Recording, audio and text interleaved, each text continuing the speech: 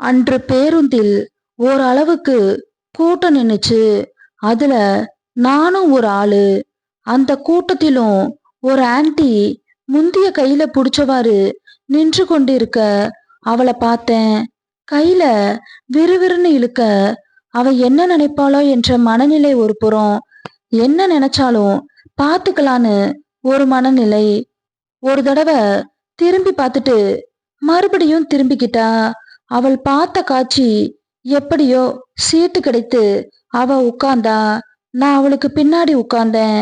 ஏதோ மனக்கவலை அவ முகத்துல. அந்த கிறக்கத்துல நான் அவளை அப்படியே நெருங்க அவளது வாசம் இன்னும் கூடியது. போன் ஒலிச்சுது. நான் உன்னை விட்டு போறேன், என்னைய தேடாதேன்னு கணவனிடம் சண்டையிட்டு செல்லும் மனைவி. அவ போகும் இடம் அவளுக்கே குழப்பம்.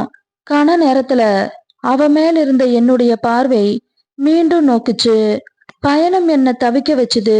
ஒரு பக்கம் வந்த தைரியத்துல ஜன்னல் ஓரம் கை நீட்டின. அவ கைய தூக்க அவளும் ஒரு பேருந்து நிறுத்தம் வந்தது. அவ இறங்க நானும் அவளுடன் இறங்கினேன். பின் அவளை ரசிச்சுக்கிட்டு உள்ள இருந்து ஒரு பூம்பரை எடுத்து வாயில போட்டேன். பல நாள் காணாத நிலையில இன்று வெள்ளம் பாய்ச்சி ஊற போகுதுன்னு மனநிலை எனக்கு. மெதுவா அவளிடம் பேச்சு கொடுத்தேன். என்னங்க, எங்க போறீங்க? நான் எங்க போறதுன்னு தெரியலங்க, அதான் நிக்கிறேன். நாம வேணும்னா சேர்ந்து தேனி போலாமான்னு கேட்டேன். கொஞ்ச நேரம் தயங்கி பின்னர் சரின்னு தலையசைச்சா. எனக்கு சந்தோஷத்திற்கு அளவு அடங்கல.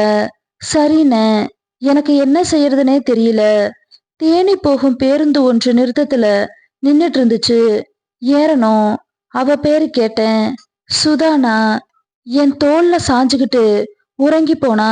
கொஞ்ச நேரத்துல சிலிர்த்து எழுந்து என்னை பார்த்து ஒரு சின்ன புன்னகை செஞ்சா. அவ மேல் அப்படியே கொஞ்ச நேரம் சாஞ்சு தேனி வந்தோம். தேனியில ஒரு கடையில சாப்பிட்டுட்டு குளிக்க அருவி பக்கத்துல இருக்க அப்படியே போனோம். அங்க கூட்டம் மிகுதியா இல்ல, குறைவாதான் இருந்துச்சு. பாறை பாறையா நிறைய கற்கள் இருந்தது. அதனால நாங்க தனியா குளிக்கும் இடம் கிடைச்சது. பிறகு குளிச்சு முடிச்சுட்டு கொஞ்ச நேரம் பேசிட்டு இருந்தோம். அப்புறம் எதுக்கு வந்தோமோ அந்த வேலையை முடிச்சுட்டு கிளம்பிட்டோம். அவளும் கிளம்பி அவ வீட்டுக்கே போயிட்டா. அவளுக்கு வேற எங்க போறதுன்னு தெரியல. அதனால திரும்பவும் அவன் கணவன் வீட்டுக்கே போயிட்டா அவ.